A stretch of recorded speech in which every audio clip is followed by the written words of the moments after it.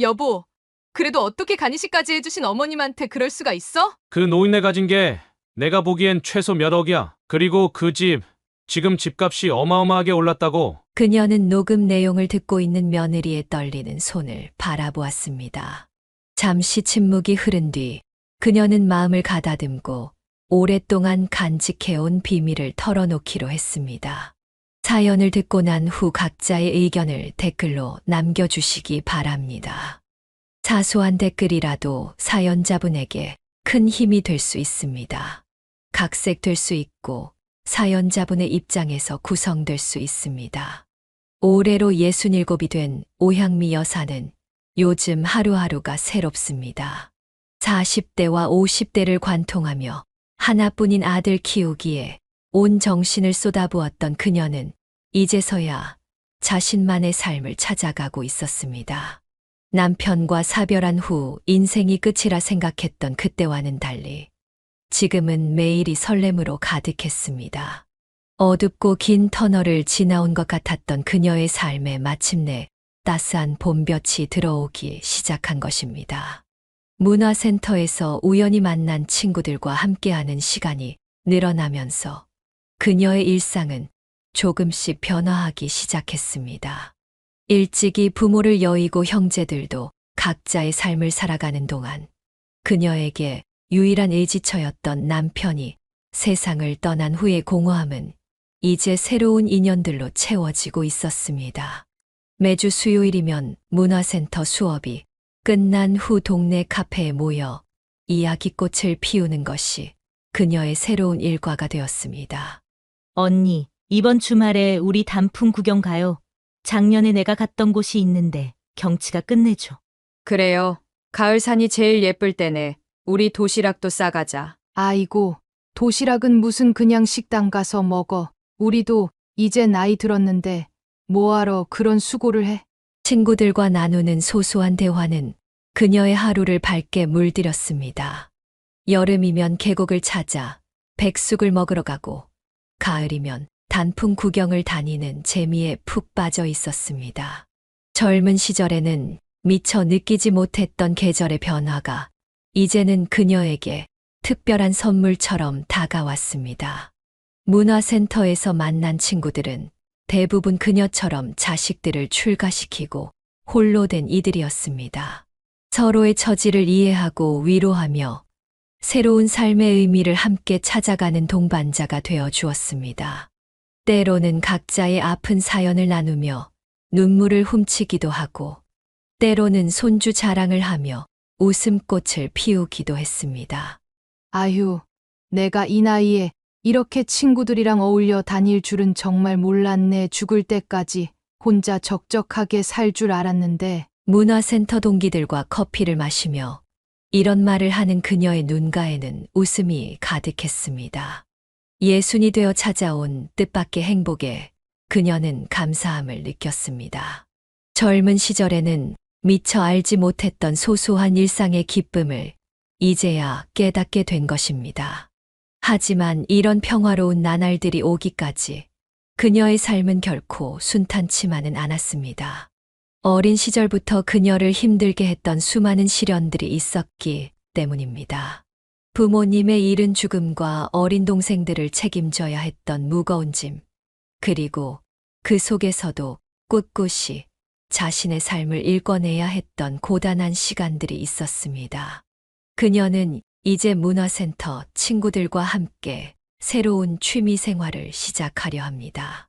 서예반에 등록하여 붓글씨도 배우고 스마트폰 활용법도 익히면서 늦깎이 학생이 되어보려 합니다. 이제 시작되는 그녀의 제2의 인생에는 어떤 행복한 일들이 기다리고 있을까요? 하지만 그 이야기를 하기 전에 그녀가 어떻게 이 자리까지 오게 되었는지 그 힘겨웠던 어린 시절부터 이야기를 시작해야 할 것 같습니다. 오향미 여사님의 삶에서 가장 큰 전환점은 18살 때였습니다. 갑작스러운 부모님의 사고로 2명의 어린 동생들과 함께 남겨진 그녀는 하루아침에 가장이 되어야 했습니다. 학교를 다니던 책가방을 내려놓고 생계를 위한 일터로 나서야 했던 그날, 그녀의 청춘은 그렇게 시작되었습니다. 언니, 우리 이제 어떻게 살아? 걱정하지 마. 언니가 어떻게든 너희들 먹여 살릴게. 동생들의 불안에 찬 눈빛을 마주하며 그녀는 강한 척 해야 했습니다. 하지만 18살의 어린 나이의 그녀 역시 두렵기는 마찬가지였습니다.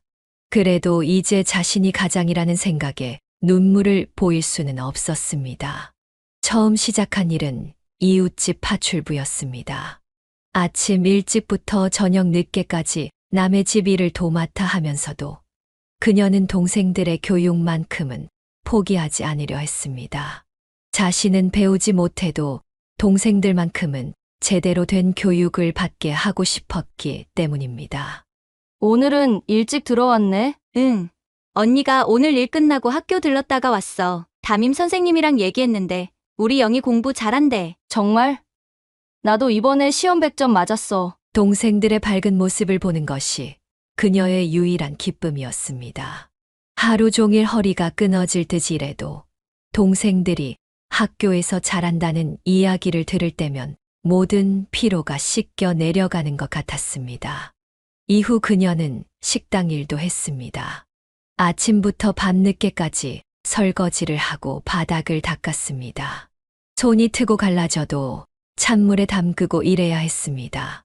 그래도 식당 일은 끼니를 해결할 수 있다는 장점이 있었습니다. 또 남은 음식을 동생들에게 가져다 줄 수 있었기 때문입니다. 언니, 또 일하다가 손 다쳤어? 괜찮아. 금방 나아. 이거 봐. 오늘은 식당에서 남은 반찬도 좀 챙겨왔어. 시간이 흘러 그녀는 공장에서 일하게 되었습니다. 식당 일보다는 급여가 나았고 정해진 시간에 퇴근할 수 있다는 것이 장점이었습니다. 하지만 매일 반복되는 단순 작업과 긴 노동 시간은 그녀의 젊음을 서서히 갉아먹었습니다. 아가씨, 이렇게 어린 나이에 무슨 일이 있길래 공장 일을 하나? 네. 동생들 가르치려고요. 제가 공부는 못했어도 동생들은 꼭 가르쳐야 해서요. 그녀의 이야기를 들은 관리자는 안타까운 듯 고개를 저었습니다. 하지만 그녀는 힘들다는 말 한마디 하지 않았습니다. 오직 동생들이 무사히 학업을 마치고 자립할 수 있기를 바라는 마음뿐이었습니다. 세월이 흘러 동생들은 무사히 고등학교를 졸업했고 각자의 길을 찾아가기 시작했습니다. 큰 동생은 간호학교에, 작은 동생은 회사에 취직했습니다. 그제야 그녀는 자신의 인생도 돌아볼 여유가 생겼습니다.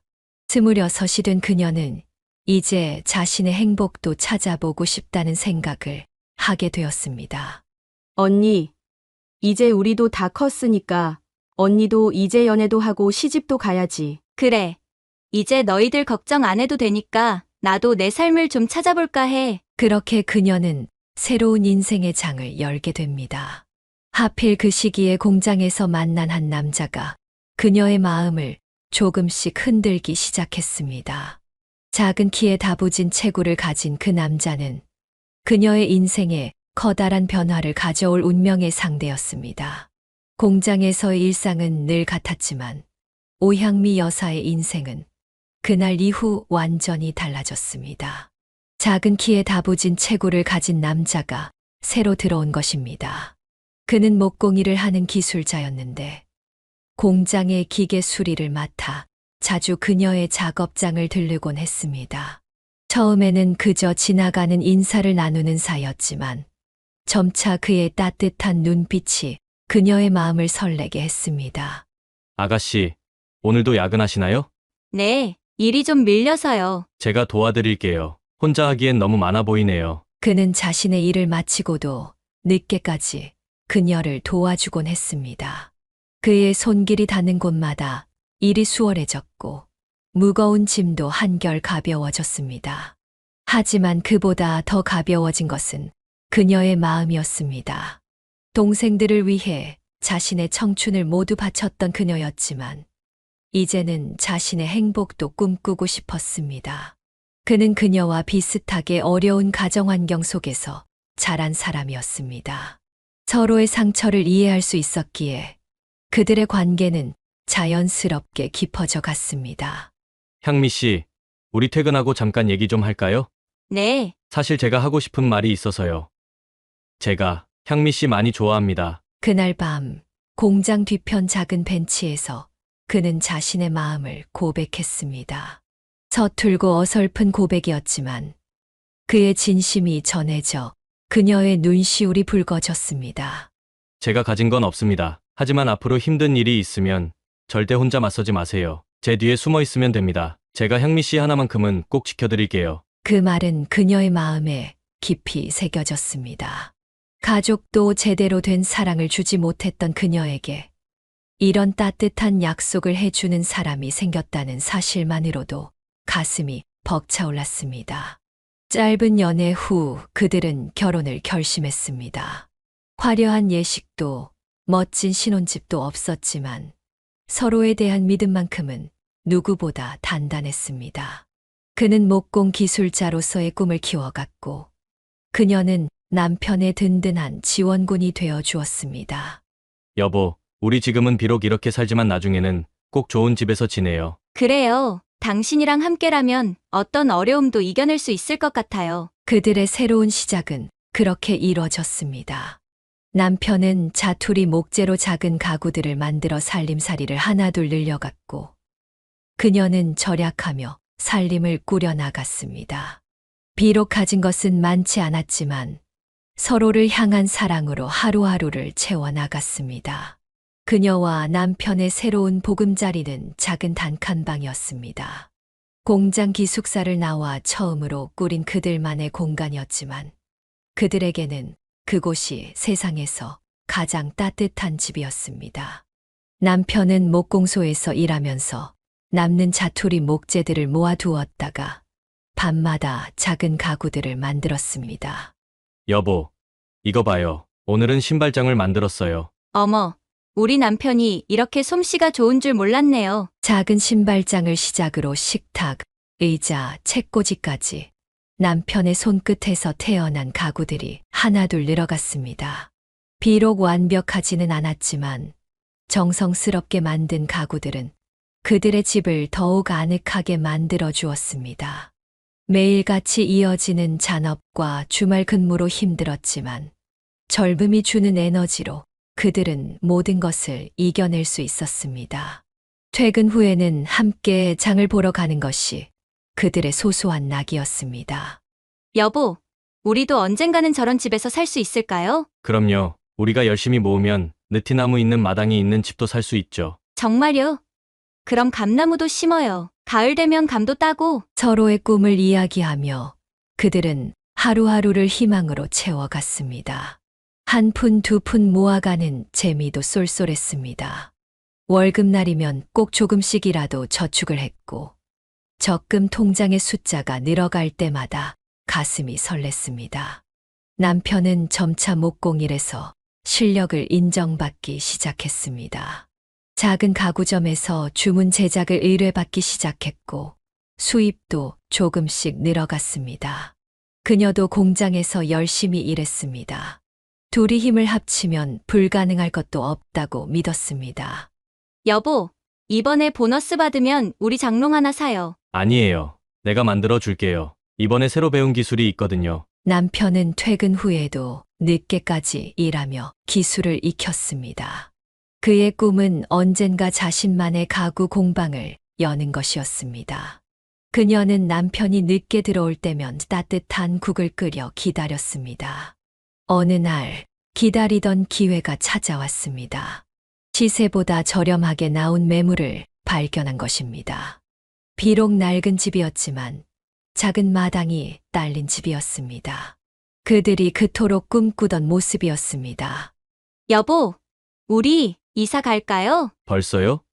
우리가 모은 돈으로 될까요? 적금이랑 은행 대출 받으면 될 것 같아요. 우리 이제 아이도 가질 거잖아요. 그녀는 임신 준비를 하며 더 나은 보금자리에 대한 꿈은 현실이 되어야 했습니다. 고민 끝에 그들은 모험을 걸어보기로 했습니다. 비록 빠듯한 살림이 될 것을 알았지만 아이에게 더 나은 환경을 만들어주고 싶었습니다. 이사를 한 첫날 그들은 마당에 작은 느티나무를 심었습니다. 아직 사람 키만큼도 자라지 않은 나무였지만 그들의 미래처럼 튼튼하게 자랄 것이라 믿었습니다. 여보, 이 나무가 자라면 우리 아이도 많이 크겠죠? 그래요. 아이가 초등학교 갈 때쯤이면 이 나무도 아이만큼 자랄 거예요. 하지만 그들은 알지 못했습니다. 이 작은 느티나무가 앞으로 그들에게 찾아올 수많은 시련과 함께 자라나게 될 것이라는 사실을. 그리고 그 시련의 시작은 바로 그들의 소중한 아이에게서 비롯될 것이라는 것을. 오향미 여사와 남편에게 찾아온 가장 큰 선물은 결혼 3년 만에 얻은 아들이었습니다. 여보, 우리 아들이에요. 아이가 눈매가 참 맑네요. 우리 아들 건강하게만 자라다오. 아이의 이름은 경원이라고 지었습니다. 또래보다 체구가 크고 건강했던 아이는 부부의 자랑이었습니다. 매일매일이 새로운 기적의 연속이었습니다. 처음으로 옹알이를 할 때 그들은 밤새도록 잠을 이루지 못했습니다. 여보, 방금 우리 경원이가 엄마라고 한 것 같아요. 정말요? 경원아, 한 번만 더 말해볼래? 첫 걸음마를 뗐을 때는 온 집안이 축제 분위기였습니다. 아이의 작은 발걸음 하나하나가 그들에게는 무한한 기쁨이었습니다.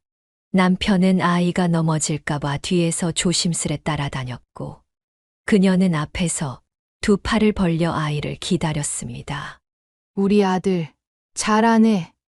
엄마 여기 있지? 아이고, 우리 아들 벌써 이렇게 잘 컸네. 처음으로 사과를 먹던 날, 빨간 과육을 보고 신기해하던 아이의 표정은 지금도 생생합니다. 그녀는 아이의 모든 순간을 기억하고 싶어 일기장에 하나하나 기록해 두었습니다. 마당이 있는 집으로 이사한 것도 아이 덕분이었습니다. 좋은 기회로 시세보다 저렴하게 구할 수 있었던 그 집은 마치 경원이가 가져다 준 선물 같았습니다. 여보, 우리 경원이가 복덩인가 봐요. 이렇게 좋은 집도 구하게 되고. 그러게요. 우리 아들이 우리한테 와준 이후로 좋은 일만 생기는 것 같아요. 아이가 자라는 만큼 마당에 심은 느티나무도 자라났습니다. 봄이면 새순이 돋고 여름이면 시원한 그늘을 만들어 주었습니다. 그들은 나무 아래서 아이와 함께 많은 시간을 보냈습니다. 경원아, 이 나무랑 너랑 누가 더 크나 한번 재볼까? 나무가 아직 더 크지만 곧 내가 따라잡을 거야. 그러나 행복한 시간도 잠시 아이가 유치원에 들어가면서 첫 번째 고민이 시작되었습니다. 경원이는 또래 친구들과 어울리는 것을 힘들어했습니다. 유치원을 몇 번이나 옮겨 다녀야 했고, 이제 곧 초등학교에 입학해야 하는 상황에서 그들의 걱정은 더욱 깊어졌습니다. 여보, 우리 경원이 학교 가면 잘 적응할 수 있을까요? 걱정 마요. 이제 많이 커서 달라졌을 거예요. 우리가 잘 이끌어주면 되죠. 하지만 그들의 바람과는 달리 초등학교에서의 생활은 새로운 시련의 시작이었습니다. 덩치가 크고 말이 없는 아이는 점차 다른 아이들과 마찰을 빚기 시작했고, 이는 곧 그들 가정의 평화로운 일상을 뒤흔들게 될 첫 번째 파도였습니다. 오향미 여사의 평화로운 일상은 어느 날 걸려온 한 통의 전화로 무너지기 시작했습니다. 공장에서 일하던 중 받은 담임 선생님의 전화는 그녀의 가슴을 무겁게 짓눌렀습니다. 어머님, 다름이 아니라 경원이 때문에 연락드렸습니다. 네. 우리 애가 무슨 일이라도. 경원이가 요즘 학교에서 좀 문제가 되고 있어서요. 또래보다 덩치가 크다 보니 다른 아이들이 경원이를 무서워하고 있거든요. 하지만 이것은 시작에 불과했습니다. 선생님의 말씀은 계속되었고, 그녀의 심장은 점점 더 빠르게 뛰기 시작했습니다. 아들이 친구들의 신발을 빼앗고 작은 아이들을 괴롭힌다는 것이었습니다. 그날 저녁 그녀는 아들을 마주 앉혔습니다. 경원아, 너 정말 학교에서 그런 짓을 한 게 맞니? 엄마가 안 사준다고 친구들 것을 뺏은 거야? 엄마가 안 사주잖아. 다른 애들은 다 가지고 있는데. 아들의 말에 그녀는 가슴이 찢어지는 듯 했습니다.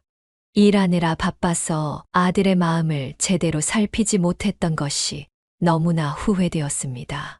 하지만 동시에 아들의 잘못된 행동을 바로잡아야 한다는 생각에 단호해질 수밖에 없었습니다. 이리 와봐. 엄마가 뭘 잘못했는지 얘기해보자. 운동화 사달라고 했을 때 한 번만 사줬어도. 그래도 그게 다른 친구 것을 뺏어도 되는 이유가 되진 않아. 피해 학생의 부모님을 찾아가 사과를 하는 일은 더욱 가슴 아팠습니다. 그녀는 고개를 깊이 숙이며 죄송하다는 말을 수없이 반복했습니다. 제가 먹고 살기 바빠서 아이를 제대로 키우지 못했습니다. 정말 죄송합니다. 집으로 돌아오는 길, 그녀는 아들의 손을 꼭 잡았습니다. 돌이켜보니 아들과 함께하는 시간이 너무 부족했다는 것을 깨달았습니다. 일을 하느라 아들의 학교 생활에 신경 쓰지 못했고, 친구들과의 관계도 제대로 살피지 못했습니다. 경원아, 이제부터 엄마가 더 잘할게. 내가 좋아하는 운동화도 사줄 테니 다시는 이런 일 없게 약속하자. 네. 남편은 이 일을 듣고 한동안 말이 없었습니다. 그러다 자는 아들의 머리를 쓰다듬으며 한숨을 내쉬었습니다. 저 어린 것이 그 운동화가 얼마나 갖고 싶었으면 저랬을까. 우리도 참 못났네. 하지만 이 사건은 시작에 불과했습니다. 아들이 고등학생이 되면서 더 큰 문제가 그들을 기다리고 있었습니다. 어느 날 밤 또 다시 걸려온 전화는 그들의 평화로운 일상을 완전히 뒤흔들어 놓았습니다. 한밤중에 울리는 전화벨 소리는 늘 불길한 예감을 동반합니다. 오향미 여사는 그날 밤 응급실에서 걸려온 전화를 받고 심장이 멎는 것 같았습니다. 아들이 오토바이 사고를 당했다는 것이었습니다. 여보, 빨리요. 우리 경원이가 무슨 일이에요? 응급실에서 전화가 왔어요. 오토바이 사고였대요. 부부는 한밤중임에도 불구하고 급하게 응급실로 달려갔습니다. 도착했을 때 양쪽 다리에 붕대를 칭칭 감고 있는 아들의 모습을 본 그녀는 그 자리에서 주저앉고 말았습니다. 우리 애가 어떻게 된 거예요? 선생님. 다행히 단순 골절입니다. 시간이 지나면 완치될 수 있어요. 의사의 설명이 이어졌지만 그녀의 귓가에는 들리지 않았습니다. 아들은 친구들과 훔친 오토바이를 타고 질주를 하다가 가드레일과 부딪혔고 그 너머에 있던 텃밭은 완전히 훼손되었다고 했습니다. 경원아, 너 도대체 밖에서 무슨 짓을 하고 다니는 거니? 엄마 속을 이렇게 썩여? 내가 너를 어떻게 키웠는데? 엄마, 나 아파서 말 못해. 아들의 변명 같은 말에 그녀의 가슴은 더욱 아팠습니다. 야간 자율학습이 끝나고 늦게 귀가한다던 아들의 말을 무심코 믿었던 자신이 어리석게 느껴졌습니다. 얼마 지나지 않아 텃밭 주인이 병원으로 찾아왔습니다. 노인의 분노에 찬 목소리가 병실을 가득 메웠고 오토바이 주인도 배상을 요구하며 들이닥쳤습니다. 그녀는 아들의 대학교 등록금으로 모아둔 적금을 해지할 수밖에 없었습니다. 경원아, 너 정말 어떻게 살려고 이런 사고를 냈어? 어떻게 오토바이를 훔칠 생각을 했니? 대답 좀 해봐. 엄마, 미안해요. 다신 안 그럴게요. 그녀는 아들을 원망하기보다 자신을 더 원망했습니다. 엄마로서의 자격이 있는지 의심스러웠습니다. 남편은 묵묵히 자고 있는 아들의 이마를 쓰다듬었습니다. 저 어린 것이 그 오토바이가 얼마나 타고 싶었으면. 무슨 말도 안 되는 소리예요? 당신까지 그러지 말아요. 저 자식 저거 언젠가는 더 큰 사고를 칠 놈이라고요. 이건 변명의 여지가 없는 잘못이에요. 다행히도 법적 처벌은 피할 수 있었지만 그녀는 당분간 일을 쉬면서 아들의 병간호를 해야 했습니다. 매일 밤 아들의 다리를 주무르며 그녀는 깊은 한숨을 내쉬었습니다. 엄마가 많은 걸 바라지 않을게. 제발 학교만 무사히 졸업해다오. 하지만 아들의 방황은 여기서 끝나지 않았습니다. 학교를 졸업한 후 공부와는 거리가 먼 아들의 진로를 고민하던 중 남편이 한 가지 제안을 했습니다. 그것은 아들의 인생에 새로운 전환점이 될 것 같았습니다. 남편은 뜻밖의 제안을 했습니다. 아들을 육군 부사관으로 보내자는 것이었습니다. 처음에는 군대라는 말에 그녀의 마음이 편치 않았습니다. 당신, 군대는 너무 위험하지 않을까요? 저 녀석, 어디 회사에 들어가서 일하는 것보다 말뚝을 박는 게 좋을 것 같아. 거기서 기강도 배우고 각 잡힌 생활을 하면서 정신을 바짝 차릴 수 있지 않겠어? 생각해보니 남편의 말이 일리가 있었습니다. 아들도 의외로 이 제안을 긍정적으로 받아들였습니다. 아들아, 너 어디 취업하지 말고 부사관 한번 해볼래? 나중에 전역하더라도 한번 배워보는 것도 좋을 것 같은데. 아빠, 저도 그게 좋을 것 같아요. 그렇게 아들은 육군 부사관이 되었습니다. 훈련소에 들어가던 날, 그녀는 아들의 뒷모습을 보며 눈물을 훔쳤습니다. 걱정도 되었지만 한편으로는 이것이 아들의 인생을 바꿀 수 있는 전환점이 되길 바랐습니다. 예상과는 달리 아들은 군 생활에 놀라울 정도로 잘 적응했습니다. 부대 내 사격 대회에서 1등을 차지하고 최우수 대원으로 선발되어 휴가를 나오기도 했습니다. 엄마, 이번에 제가 부대 사격대회에서 2등 했어요. 우리 아들 정말 잘했네. 엄마가 너무 자랑스러워. 군복을 입은 아들의 모습은 그녀에게 자부심이었습니다. 방황하던 예전의 모습은 온데간데 없이 사라지고 책임감 있고 듬직한 군인의 모습으로 변해 있었기 때문입니다. 그러나 6년이라는 시간이 흐른 후 뜻밖의 소식이 들려왔습니다. 장기 복무 선발에서 탈락했다는 것이었습니다. 엄마, 저 장기 복무 떨어졌어요. 어떻게 그럴 수가 있니? 그렇게 열심히 하는 군인이. 부사관은 확실히 한계가 있는 것 같아요. 전 무조건 될 줄 알았는데. 전역한 아들은 사회생활에 적응하지 못했습니다. 매일 늦게까지 술을 마시고 당구장과 PC방을 전전하며 시간을 보냈습니다. 그녀와 남편이 아무리 조언해도 들으려 하지 않았습니다. 아들, 이제 뭐라도 시작을 해보는 게 어떨까? 제가 돈이 어디 있어서 뭘 시작해요. 군인 월급 받는 대로 다 써서 한 푼도 없다고요. 그래도 6년 동안 일했는데 하나도 저축한 게 없다는 게 말이 되니. 엄마, 직장 생활로는 큰돈 못 벌어요. 200만 원 벌어서 언제 집 사고 장가 가요? 날이 갈수록 아들의 생활은 더욱 방탕해져 갔습니다. 두 부부의 어두운 미래는 이것은 시작에 불과했습니다.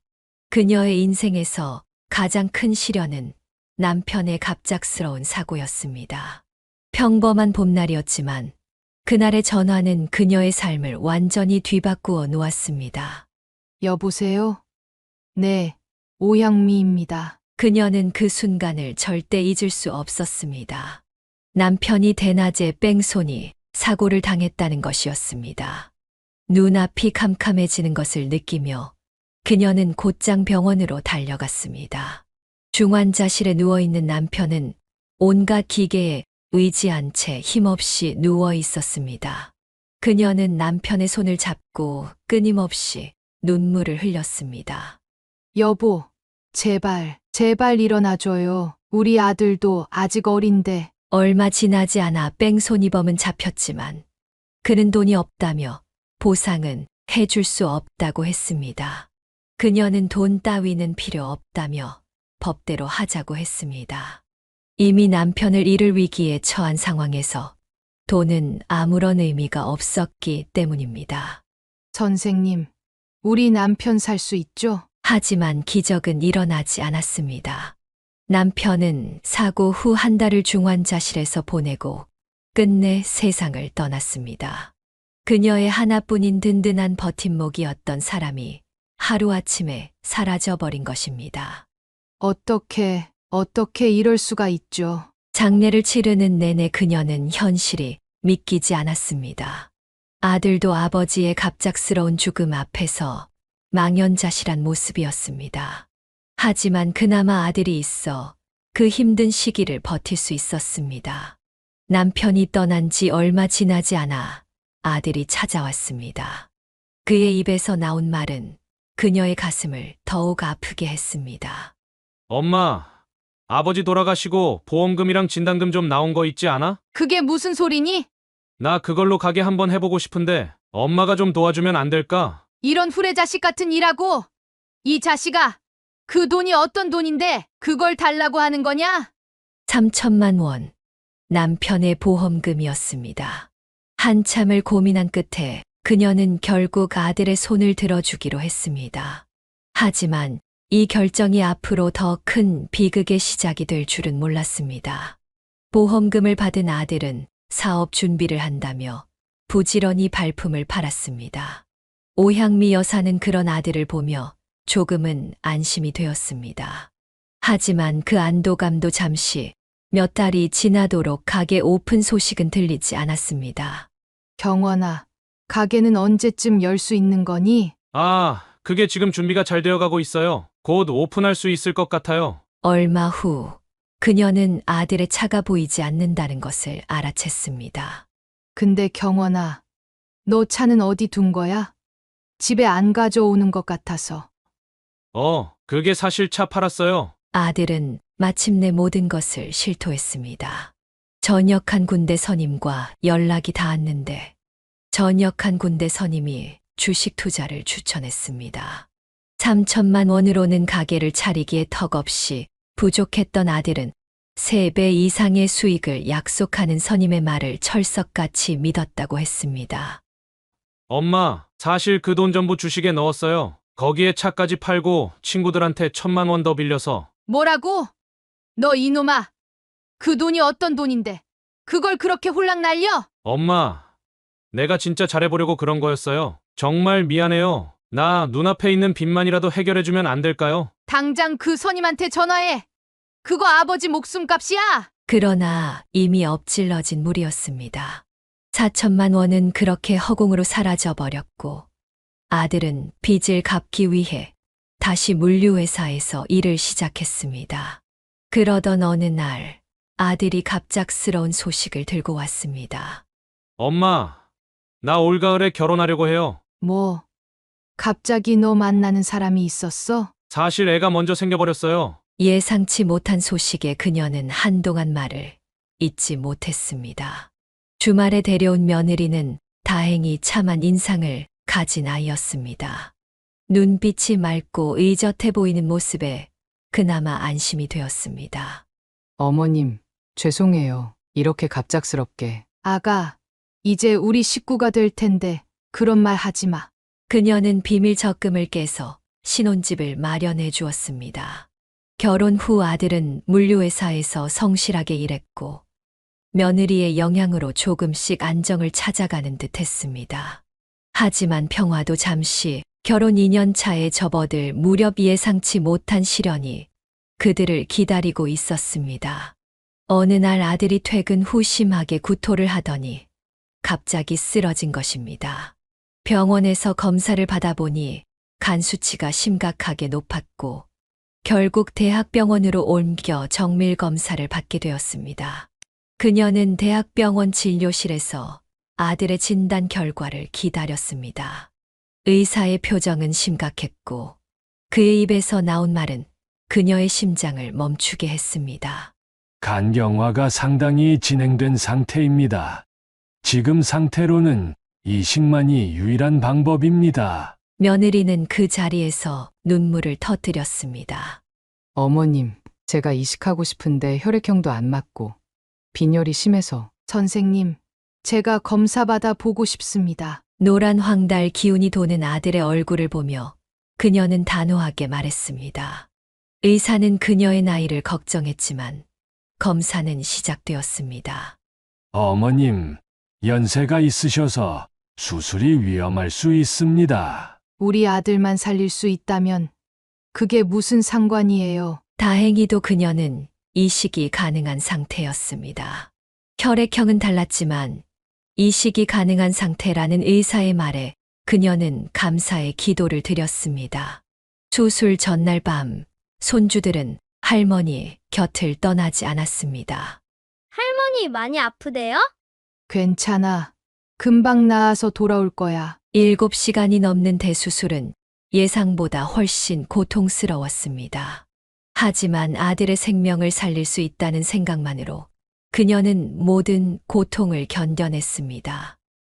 엄마, 진짜 고마워요. 엄마가 아니었으면 난 이미 죽었을 거예요. 이 녀석아, 너도 이제 애 아빠잖아. 앞으로는 가정 잘 지키면서 살아. 수술 후 아들은 빠르게 회복했지만 그녀는 나이 탓인지 회복이 더뎠습니다. 일상생활이 버거웠지만 아들과 손주들의 행복한 모습을 보는 것으로 위안을 삼았습니다. 그러던 어느 날 아들이 조심스럽게 제안을 했습니다. 엄마, 이렇게 집에만 계시지 말고 공기 좋은 데서 요양 좀 하는 게 어떠세요? 그래? 어디? 제가 아는 형이 추천해준 곳이 있어요. 항암 환자분들도 많이 가시고 피톤치드가 면역력에도 좋대요. 그녀는 아들의 배려심 있는 제안이 고마웠습니다. 아들은 그곳에 대해 자세히 설명했습니다. 거기는 핸드폰도 안 터지고 돈 쓸 곳도 없대요. 그냥 필요한 것만 가져가시면 돼요. 그렇게 그녀는 간단한 짐만 챙겨 아들과 함께 길을 나섰습니다. 하지만 이것이 그녀의 마지막 여정이 될 줄은 꿈에도 몰랐습니다. 4시간이 넘는 긴 여정 끝에 도착한 곳은 깊은 산속이었습니다. 오향미 여사는 내비게이션에도 나오지 않는 길을 따라 들어가면서도 아들을 믿었습니다. 마침내 도착한 곳에는 허름한 기와집 한 채가 외롭게 서 있었습니다. 엄마, 여기서 좀 쉬다 오세요. 제가 내일 시내 가서 먹을 거 사올게요. 아들의 마지막 말이었습니다. 그날 이후로 그는 돌아오지 않았습니다. 처음 하루는 시장을 보러 간다던 아들을 기다렸고 이틀째는 혹시 길을 잃은 건 아닐까 걱정했습니다. 경원아, 어디 있니? 사흘이 지나고 나서야 그녀는 끔찍한 진실을 깨닫기 시작했습니다. 가져온 음식은 바닥이 나기 시작했고 물도 떨어져 가고 있었습니다. 핸드폰은 전파가 잡히지 않았고 주변에는 인가도 보이지 않았습니다. 이러다가 정말 여기서 죽는 거야? 산을 빠져나가 보려 했지만 험한 산세의 체력이 바닥난 그녀는 길을 잃을 뻔했습니다. 결국 다시 기와집으로 돌아올 수밖에 없었습니다. 밤이면 더욱 무서웠습니다. 바람 소리와 멀리서 들려오는 짐승들의 울음소리가 그녀의 공포를 더했습니다. 잠을 이루지 못하는 밤이면 남편 생각이 간절했습니다. 여보, 당신이 살아있었다면 이런 일은 없었을 텐데. 일주일이 지나자 음식은 완전히 떨어졌고 그녀의 몸은 극도로 쇠약해졌습니다. 수술 후유증으로 아직 완전히 회복되지 않은 상태에서 이런 상황을 맞이하니 더욱 힘들었습니다. 내가 널 위해 간까지 떼어줬는데 이게 내가 할 짓이냐? 죽음을 예감하며 누워있던 그때 기적처럼 누군가 그녀를 부르는 소리가 들렸습니다. 어머님 계세요? 며느리의 목소리였습니다. 그녀는 마지막 남은 힘을 끌어모아 밖으로 나가 나뭇가지를 흔들었습니다. 곧 며느리가 달려와 그녀를 붙잡았습니다. 어머님, 세상에 이렇게 말랐는데 어떡해요? 이제 그녀는 살았지만 더 큰 진실과 마주하게 될 것이었습니다. 며느리의 도움으로 병원에 도착한 오향미 여사는 수액을 맞으며 겨우 정신을 차렸습니다. 며느리는 그녀의 손을 잡고 울면서 모든 것을 털어놓았습니다. 어머님, 이거 들어보세요. 며느리가 틀어준 녹음에는 아들의 흉악한 본색이 담겨 있었습니다. 여보, 그래도 어떻게 간이식까지 해주신 어머님한테 그럴 수가 있어? 그 노인네 가진 게 내가 보기엔 최소 몇 억이야. 그리고 그 집, 지금 집값이 어마어마하게 올랐다고. 그녀는 녹음 내용을 듣고 있는 며느리의 떨리는 손을 바라보았습니다. 잠시 침묵이 흐른 뒤 그녀는 마음을 가다듬고 오랫동안 간직해온 비밀을 털어놓기로 했습니다. 사실 경원이 그 녀석은 내 친자식이 아니야. 네? 어머님, 그게 무슨... 내가 젊어서 아이를 가질 수 없는 몸이란 걸 알게 됐어. 그때 시애비가 입양을 권했지. 보육원에 가서 처음 만난 아기가 바로 네 남편이었어. 며느리는 놀란 눈으로 그녀를 바라보았습니다. 그러니까 걔가 간이 아픈 것도 우리랑은 무관한 일이야. 남편 쪽도 그렇고 내 쪽도 그렇고 지병을 앓는 사람은 아무도 없었거든. 어머님, 그럼 친자식도 아닌데 간이식을. 며느리는 더욱 세차게 울기 시작했습니다. 그녀는 며느리의 등을 가만히 쓰다듬어 주었습니다. 나은 정보다 기른 정이 더 무섭다고 하잖아. 내가 간 이식해 주지 않았으면 죽을 때까지 날 원망하고 자기를 갉아먹으면서 살았을 거야. 며느리는 이어서 자신의 이야기도 털어놓았습니다. 결혼 전부터 아들은 다른 여자와 바람을 피웠고 임신 중에도 그랬다고 했습니다. 아이들 때문에 참고 살았지만 이제는 더 이상 견딜 수 없다고 했습니다. 정말 죄송해요, 어머님. 이혼하고 나면 저희는 어머님과 아무 관계도 아닌데. 아가, 그런 소리 하지 마. 너랑 우리 손주들은 내 진짜 가족이야. 그녀는 이제 모든 것을 내려놓기로 했습니다. 그동안 아들이라는 이름으로 참아왔던 모든 것들을 정리할 때가 온 것입니다. 이제는 법의 심판대에 세워야 할 때였습니다. 그녀는 며느리와 함께 집으로 돌아왔습니다. 아들이 뒤진 서랍장들과 어질러진 집안을 보며 그녀의 마음은 더욱 단단해졌습니다. 며느리가 추천한 변호사를 만나기로 결심했고 그날 저녁 미리 선임해 둔 변호사와 함께 집에서 아들을 기다렸습니다. 저녁 7시 아들은 문서를 찾으러 집에 들어왔다가 그녀를 보고 창백해졌습니다. 아, 엄마가 어떻게 여기? 왜? 귀신이라도 본 것처럼 그러니? 엄마가 이렇게 버젓이 살아있는데. 아들은 그 자리에서 얼어붙었습니다. 변호사가 나서서 상황을 정리했습니다. 저는 오향미 씨의 변호인입니다. 존속유기죄에 해당하는 고려장 미수, 사기죄까지 죄목이 상당하네요. 뭐야? 증거도 없으면서. 그때 며느리가 준비해온 증거들을 하나씩 내보였습니다. 당신 처음 바람 폈을 때, 두 번째 바람 폈을 때, 어머님 고려장 모의했을 때 내가 다 모아뒀어. 아들의 얼굴이 사색이 되었습니다. 그는 더 이상 할 말을 잃었습니다. 며칠 후 그는 법정에 서게 되었고 마땅한 처벌을 받게 되었습니다. 몇 달 뒤 교도소에서 아들이 면회를 신청했습니다. 마지막으로 한 번만 만나달라는 것이었습니다. 엄마, 나 여기서 나가면 정말 다시 시작해보고 싶어요. 이제 진짜 정신 차리고 잘 살게요. 난 너한테 최선을 다했고 기회를 여러 번 줬어. 그런데도 넌 정신을 못 차렸던 거야. 엄마, 그리고 너 그거 알아? 내가 두 돌 때 입양해온 아이라는 걸. 내 간이 아픈 건 내가 유전자를 잘못 물려줘서가 아니야. 제가 입양하라고요? 그럼 엄마가 간 이식을 해주실 필요도 없었잖아요. 그래. 이 녀석아. 그런데도 그 큰 수술을 해준 거야. 엄마는 그런 존재야. 내가 널 낳진 않았지만 그래도 나한테는 널 행복하게 만들어야 할 책임이 있었으니까. 아들은 눈물을 흘리며 사죄했지만 이미 그녀의 마음은 돌이킬 수 없었습니다. 그녀는 아들을 완전히 잊기로 했습니다. 며느리와 손녀들을 데리고 지방으로 내려가 새로운 삶을 시작하기로 결심했습니다. 이제 그녀에게는 새로운 가족들과 함께할 미래가 기다리고 있었습니다. 모든 일이 정리되고 난 후 며느리는 그녀에게 궁금했던 것을 물었습니다. 아들이 그토록 찾아 헤맸던 문서들과 통장은 도대체 어디에 있었냐는 것이었습니다. 어머님, 근데 문서랑 통장은 어디다 숨겨두셨던 거예요? 그녀는 따뜻한 미소를 지으며 며느리를 바라보았습니다. 그리고 조용히 재단으로 향했습니다. 남편의 유골함이 있는 그곳에서 그녀는 조심스럽게 유골함을 들어 올렸습니다. 여기 남편이 지켜주고 있었어. 유골함 뒤편에는 그동안 아들이 그토록 찾아 헤매던 모든 문서가 고이 보관되어 있었습니다. 집문서와 진짜 통장들은 아무도 생각하지 못할 그곳에 숨겨져 있었던 것입니다.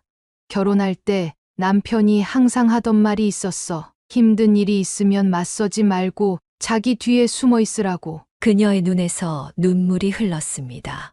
살아생전 늘 자신을 지켜주던 남편은 죽어서도 여전히 그녀의 든든한 버팀목이 되어 주었던 것입니다. 어머님, 참 이상하지?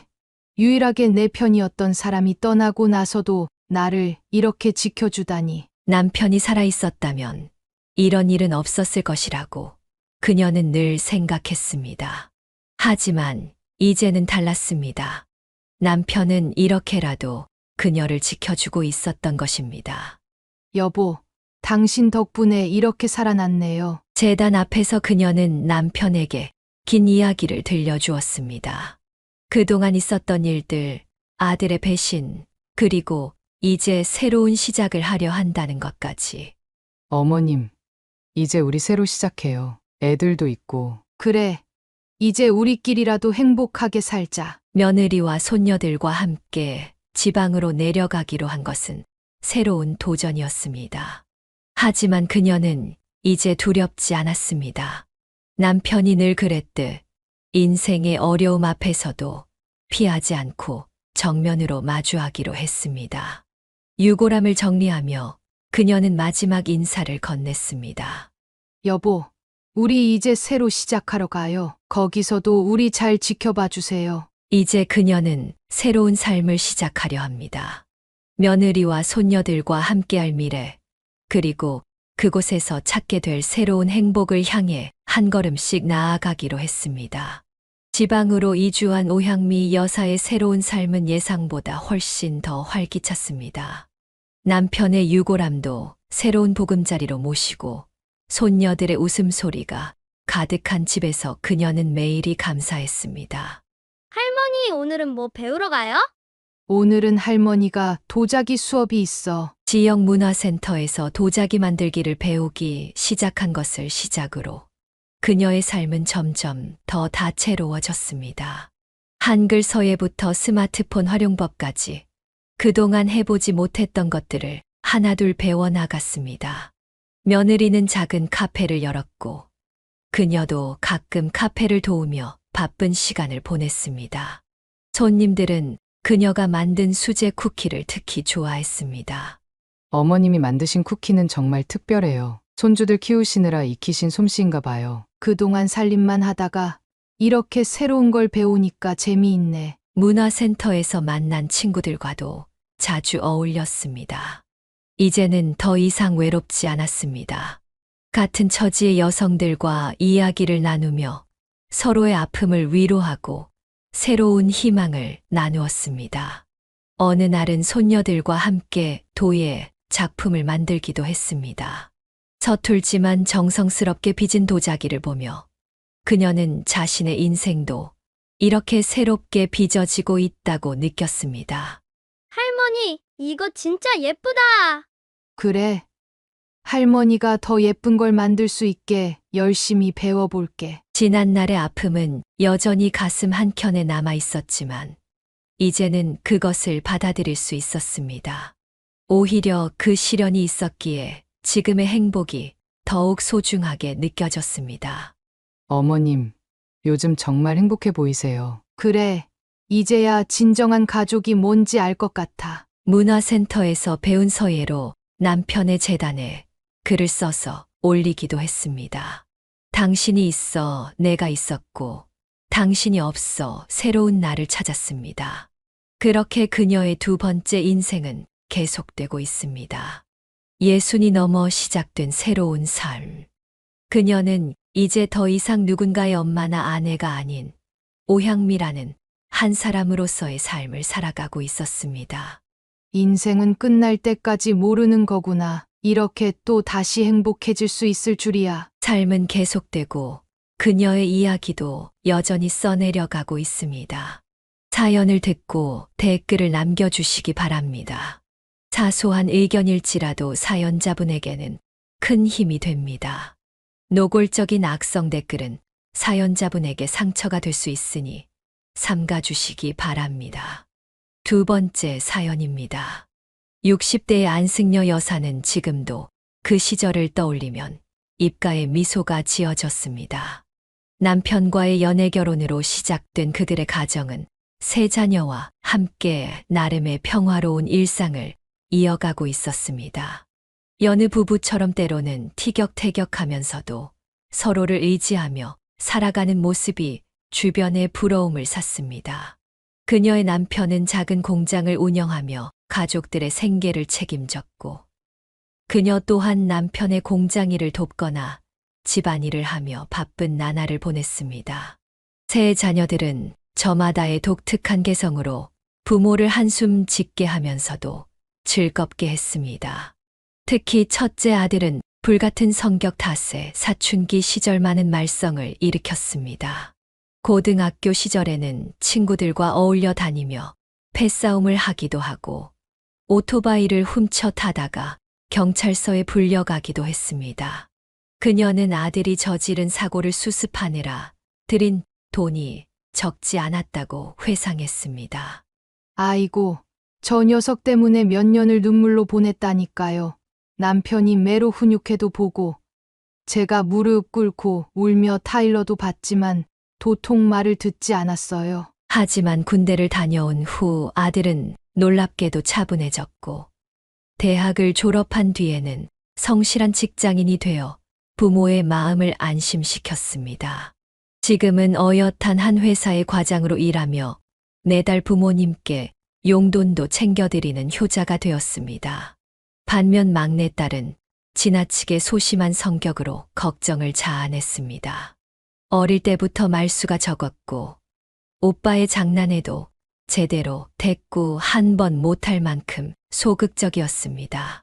학교에서도 친구들과 어울리지 못하고 늘 혼자 지내는 모습에 그녀의 마음은 아팠습니다. 상담 선생님을 찾아가 상담도 해보고 각종 미술 치료와 음악 치료도 시도해 보았지만 큰 변화는 없었습니다. 우리 막내는 언제쯤 활달해질까? 저러다 사회생활은 제대로 할 수 있을까? 그러나 둘째 딸 민영이는 달랐습니다. 셋 중에서 가장 밝고 다정했으며 부모에게는 친구처럼 다가와 고민을 나누는 딸이었습니다. 어릴 때부터 공부도 잘했고 교우 관계도 원만했으며 특히 가족들을 챙기는 마음이 남달랐습니다. 엄마, 아빠, 오늘은 제가 어깨 한번 주물러 드릴게요. 너무 고생하시는 것 같아서 마음이 아파요. 그리고 오빠 방에도 한번 들러서 얘기 좀 나눠볼게요. 요즘 회사에서 스트레스 받는다고 하더라고요. 이런 민영이의 모습은 가족 모두의 사랑을 받기에 충분했습니다. 예민한 오빠의 성격도 잘 다독이고 소심한 동생도 챙기며 중재자 역할을 완벽하게 해내는 모습이 안승여 여사 부부에게는 큰 위안이 되었습니다. 특히 부부는 둘째 딸에게 많은 의지를 했고 그녀 덕분에 가정의 화목이 더욱 깊어졌습니다. 퇴근 후 저녁 식사 시간이면 민영이는 늘 가족들의 이야기에 귀 기울였고 주말이면 부모님과 함께 시장을 보거나 막내 동생의 옷을 사러 다니기도 했습니다. 명절이면 솔선수범해서 음식 준비를 돕고 친척들과의 자리에서도 항상 웃음을 잃지 않았습니다.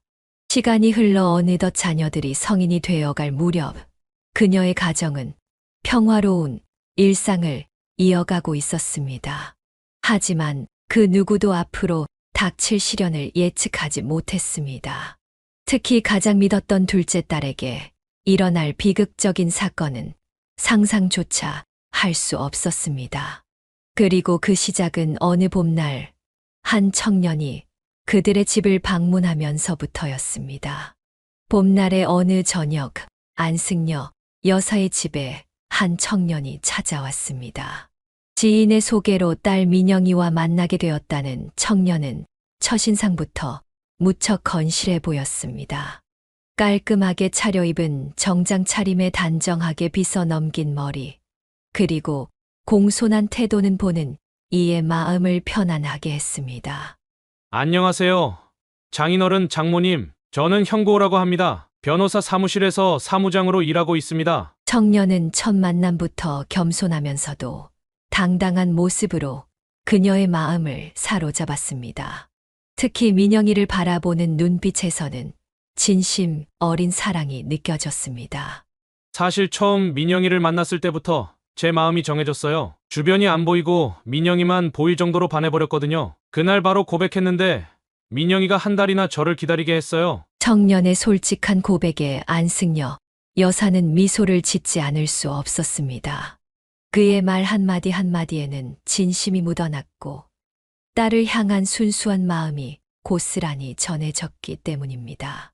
부호 씨, 우리 민영이가 완벽하진 않아요. 부족한 점도 많은 아이예요. 그녀가 겸손하게 말하자 청년은 고개를 저으며 대답했습니다. 아니에요, 장모님. 제게는 민영이가 가장 완벽한 사람이에요. 앞으로 제가 민영이의 부족한 부분을 채워주고 싶어요. 평생 민영이를 행복하게 해주고 싶습니다. 상견례 자리에서도 청년의 진심은 계속되었습니다. 새로 구입한 정장을 입고 나타난 그는 예의 바르게 인사를 드리며 양가 부모님들의 마음을 사로잡았습니다. 다만 한 가지 안타까운 점이 있다면 청년의 어머니가 중병을 앓고 계시다는 것이었습니다. 병상에 누워 계신 와중에도 상견례에 참석하시려 애쓰는 모습이 짠하게 느껴졌습니다.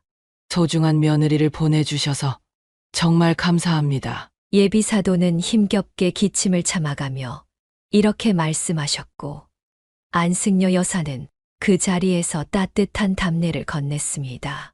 아니에요. 오히려 저희가 감사하죠. 이렇게 훌륭한 아드님을 맞이하게 되어 기쁩니다. 앞으로 두 집안이 한 가족처럼 지내요. 상견례는 그렇게 훈훈하게 마무리되었고 결혼 준비가 본격적으로 시작되었습니다. 비록 사위 집안이 경제적으로 넉넉하지는 않았지만 그것은 전혀 문제가 되지 않았습니다. 오히려 사돈의 진중한 인품과 겸손한 태도에 더욱 신뢰가 갔습니다. 예비 신랑은 결혼 준비 과정에서도 성실함을 보여주었고 민영이는 그런 약혼자의 모습에 날이 갈수록 더욱 행복해했습니다. 두 사람의 모습을 지켜보며 안승여 여사는 이 결혼이 분명 옳은 선택이라 확신했습니다. 하지만 그때까지만 해도 그녀는 알지 못했습니다. 이 결혼이 앞으로 그들의 가정에 어떤 비극을 가져올지는. 결혼 준비가 본격적으로 시작되면서 안승여 여사는 두 사람의 신혼집 마련에 대해 고민했습니다. 시댁의 형편이 여의치 않아 결혼 자금 지원이 어려운 상황이었기 때문입니다. 하지만 예비 신랑 신부는 그런 상황에 전혀 연연하지 않았습니다. 둘이 열심히 일하며 모은 돈으로 알뜰하게 결혼을 준비해 나갔습니다. 그들의 성실한 모습을 지켜보던 어느 날, 그녀는 남편과 진지한 대화를 나누었습니다. 여보, 우리가 좀 보태줄까? 수도권의 전세라도 구할 수 있게. 그래, 사실 나도 같은 생각이었어. 우리도 처음에 얼마나 힘들었는지 젊은 애들 고생시키지 말고 도와주자고. 부부는 오랜 상의 끝에 2억 원을 지원하기로 결정했습니다. 비록 적지 않은 금액이었지만 수도권의 높은 집값을 생각하면 아쉬운 마음도 들었습니다. 그러나 사위의 반응은 그들의 마음을 따뜻하게 녹였습니다. 장인어른, 장모님 이렇게 큰 돈을 받자니 너무 죄송스럽습니다. 민영이를 허락해 주신 것만으로도 감사한데 사위는 눈시울을 붉히며 말을 이었습니다. 평생 민영이와 함께 은혜를 갚으며 살겠습니다. 절대 후회하시지 않도록 하겠습니다. 그의 진심 어린 모습에 안승여 여사 부부는 이 결정이 옳았음을 다시 한번 확신했습니다. 결국 신혼부부는 방 2칸짜리 전세집을 구했고 결혼식도 양가 친지들의 축복 속에 화목하게 치렀습니다. 결혼 생활은 더없이 행복했습니다. 특히 1년이 채 되지 않아 첫 아들을 얻게 되었다는 소식은 온 가족을 기쁘게 했습니다. 사위는 약속대로 민영이를 극진히 아끼며 살았고 첫 손주 창우도 건강하게 자라주었습니다. 엄마, 우리 신랑이 정말 최고예요. 제가 입덧할 때도 매일 밤죽을 끓여주고. 딸의 행복한 목소리를 들을 때마다 그녀의 가슴은 뿌듯함으로 가득 찼습니다. 시댁의 형편이 어려웠지만 오히려 그것이 두 사람의 사랑을 더욱 단단하게 만드는 것 같았습니다. 특히 사위는 병환 중인 어머니를 모시면서도 주말이면 어김없이 처가를 찾아와 장인 장모의 안부를 살폈습니다. 명절이면 항상 맞이처럼 앞장서서 집안일을 도맡아 했고 민영이의 동생들과도 친형제처럼 지냈습니다. 이렇게 행복한 시간이 흘러가던 어느 날 안승여 여사는 더 큰 선물을 준비하기로 했습니다. 이제 막 손주를 얻어 기쁨이 배가 된 상황에서 사위의 헌신적인 모습에 보답하고 싶었기 때문입니다. 그리고 그것은 예상치 못한 또 다른 이야기의 시작이 되었습니다. 손주가 태어난 지도 어느덧 반년이 지나갈 무렵 안승여 여사의 남편은 저녁 식사 자리에서 조심스럽게 말을 꺼냈습니다. 평소 사위의 발이 되어 주던 차가 오래되어 걱정이었던 터라 새 차를 선물하자는 제안이었습니다. 딸이 출산한 이후 사위의 출퇴근이 늦어지는 날이 잦았고 겨울이면 시동이 꺼지는 일도 있었기 때문입니다. 여보, 나 우리 사위한테 깜짝 선물을 하나 해주고 싶은데. 무슨 선물인데? 차, 요즘 타고 다니는 게 너무 낡았잖아. 중간에 시동도 자주 꺼진다고 하던데 우리 손주도 태우고 다닐 텐데 위험하지 않을까? 그녀는 남편의 제안에 흔쾌히 동의했습니다. 사실 그녀도 겨울이면 추운 길에서 차가 서버릴까 노심초사했던 터라 이번 기회에 새 차를 선물하는 것이 좋겠다고 생각했습니다. 어느 주말 저녁 그들은 딸 부부를 집으로 초대했습니다. 평소와 다름없이 저녁 식사를 마친 후 남편은 거실에서 은은한 미소를 지으며 사위를 불렀습니다. 그동안 공장 운영으로 번 돈으로 국산 중형차를 구입했는데 차 키를 예쁘게 포장해 작은 상자에 담아두었습니다. 경서방, 잠깐 이리 좀 와봐. 사위가 다가오자 그는 정성스레 포장된 작은 상자를 내밀었습니다. 이거 받아. 내가 우리 사위가 너무 예뻐서 주는 거야. 비싼 차는 아니지만 우리 민영이랑 손주 태우고 다니기 딱 좋을 거야. 이제 배차하고 이걸로 바꿔 타. 처음에는 어리둥절해하던 사위의 눈이 상자를 열자마자 휘둥그레졌습니다. 그는 자리에서 벌떡 일어나 90도로 허리를 굽혔습니다. 장인어른, 이게 무슨... 저는 아직도 결혼할 때 해주신 돈도 죄송해서 어쩔 줄 모르는데 이런 선물을 정말 감사합니다. 안승여 여사는 사위의 진심 어린 감사 인사에 눈시울이 붉어졌습니다. 옆에서 지켜보던 딸도 남편의 팔을 잡고 행복한 미소를 지었습니다. 이런 모습을 보며 그녀는 사위를 더욱 신뢰하게 되었고 딸의 선택이 옳았음을 다시 한번 확신했습니다. 그날 이후로도 사위는 더욱 성실하게 가정을 꾸려갔습니다. 주말이면 새 차를 타고 처가를 찾아와 장인 장모와 함께 시간을 보냈고 손주도 데리고 나들이를 다니며 행복한 시간을 보냈습니다. 특히 명절이면 이른 아침부터 와서 차례 준비를 돕고 집안일도 솔선수범하여 도왔습니다. 하지만 이런 평화로운 나날도 잠시 사돈어른의 병세가 급격히 악화되면서 가족들은 새로운 시련을 맞이하게 되었습니다. 병원에서는 이제 시간이 얼마 남지 않았다는 진단을 내렸고 특히 사돈어른의 임종을 앞둔 순간들은 모든 가족의 마음을 무겁게 했습니다. 이제 그들은 예상치 못한 이별을 준비해야 했습니다. 사돈어른의 병세가 급격히 악화되면서 안승여 여사의 가족은 힘든 시기를 맞이했습니다. 항암 치료의 부작용으로 사돈의 건강은 날이 갈수록 나빠졌고 결국 의사는 가족들에게 마지막 준비를 하라고 권했습니다.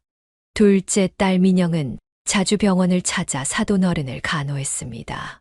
퇴근 후에도 병원으로 직행해 밤늦게까지 사돈의 곁을 지켰고 주말이면 하루 종일 병실을 지키며 사돈의 손을 잡고 있었습니다. 어머니, 제가 맛있는 죽 끓여왔어요. 조금만 더 드셔보세요. 민영이는 사돈의 입맛에 맞춰 매일 다른 죽을 끓여왔고 밤새 사돈의 등을 문질러 드리기도 했습니다. 안승여 여사는 딸의 이런 모습을 보며 가슴 한켠이 아팠습니다.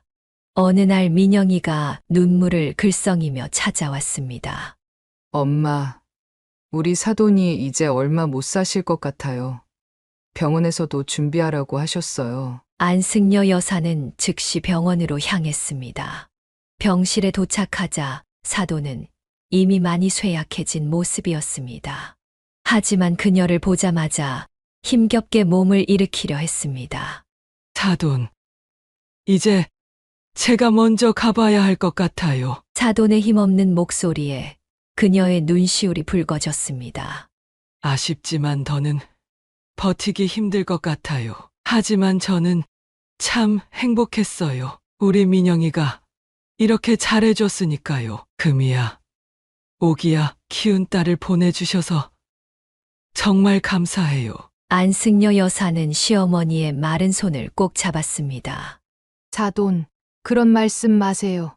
우리 민영이가 한 게 뭐가 있다고? 사돈은 힘겹게 미소를 지으며 말을 이었습니다. 아니에요. 민영이 덕분에 이렇게 오래 버틸 수 있었어요. 앞으로도 우리 아들 잘 부탁드려요. 이틀 후 사돈은 조용히 숨을 거두었습니다. 장례식장에서 사위는 눈물을 멈추지 못했습니다.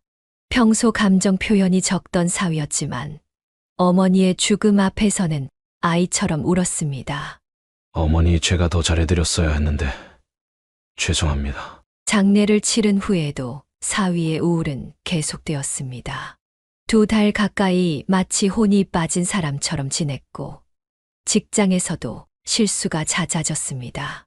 하지만 민영은 묵묵히 남편을 보살폈습니다. 매일 아침 일찍 일어나 남편의 아침을 챙기고 퇴근 후에는 함께 산책을 하며 이야기를 나누었습니다. 시간이 흘러 사위가 조금씩 일상으로 돌아오기 시작했고 안승려 여사는 이제 모든 것이 제자리를 찾아갈 거라 믿었습니다. 하지만 그것은 착각이었습니다. 사돈 어른의 죽음은 단순한 이별이 아닌 이 가정에 닥칠 더 큰 비극의 시작이었기 때문입니다. 평화롭던 일상은 안승려 여사의 생일날 갑자기 찾아온 비극으로 산산조각이 났습니다. 그날 아침 둘째 딸은 평소처럼 밝은 목소리로 전화를 걸어왔습니다.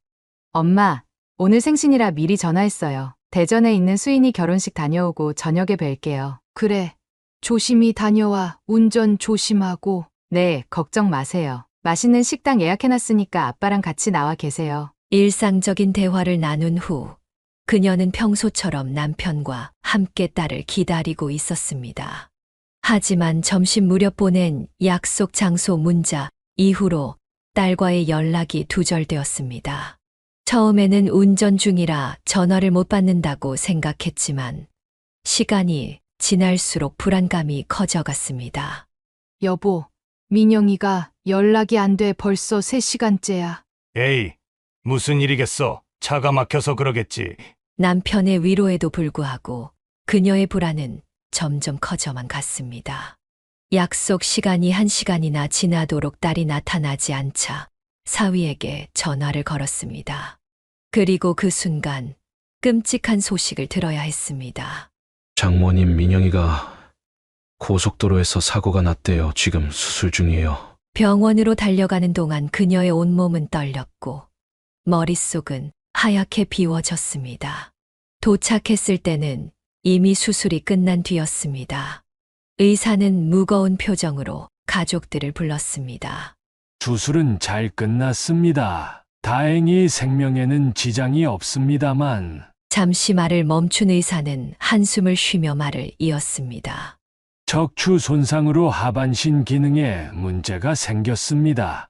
재활 치료를 받아도 정상적인 보행은 어려울 것 같습니다. 그 말을 듣는 순간 안승려 여사의 눈앞이 캄캄해졌습니다. 그대로 그 자리에서 쓰러진 그녀는 한참 후에야 정신을 차렸습니다. 의식을 되찾은 후에도 딸의 병실을 들어가는 것이 두려웠습니다. 하지만 딸을 봐야만 했습니다. 처참한 모습으로 누워있는 딸을 보자 그녀는 참았던 눈물을 터뜨리고 말았습니다. 민영아, 우리 딸 이게 무슨 일이니? 의식이 없는 딸의 얼굴은 창백했고 온몸은 붕대로 감겨 있었습니다. 사위는 아내의 손을 잡고 울었고 남편도 딸의 발치에서 눈물을 흘렸습니다. 며칠 후 딸이 의식을 되찾았지만 그것은 또 다른 고통의 시작이었습니다. 자신의 다리가 움직이지 않는다는 사실을 알게 된 딸은 절망에 빠졌고 그 모습을 지켜보는 가족들의 마음도 무너져 내렸습니다. 하지만 이것은 시작에 불과했습니다. 앞으로 이 가정에 더 큰 시련이 닥칠 것이라는 사실을 그 순간 누구도 알지 못했습니다. 딸의 재활치료가 시작된 지 몇 달이 지났을 무렵 안승여 여사는 예상치 못한 전화를 받았습니다. 평소와 다른 떨리는 목소리로 딸이 돈을 요구했습니다. 엄마 혹시 5천만 원만 빌려줄 수 있어요? 갑자기 그 큰 돈을 어디에 쓰려고 그러니? 그냥 지금 당장 필요해서요. 이유는 묻지 말아주세요. 처음에는 재활치료비나 생활비가 필요한가 싶어 남편과 상해 후 돈을 보내주었습니다. 하지만 그것은 시작에 불과했습니다. 그 후로도 딸은 1,000만 원씩 여러 차례 돈을 요구했고 매번 이유를 물으면 울먹이는 목소리로 답을 피했습니다. 엄마, 이번에도 1,000만 원만 더. 민영아, 도대체 그 돈을 어디에 쓰는 거니? 우리도 이유는 알아야. 쇼핑몰 사업을 준비하고 있어요. 제가 이제 이 몸으로는 직장을 다닐 수도 없고. 하지만 딸의 목소리에는 무언가 이상한 기운이 감돌았습니다.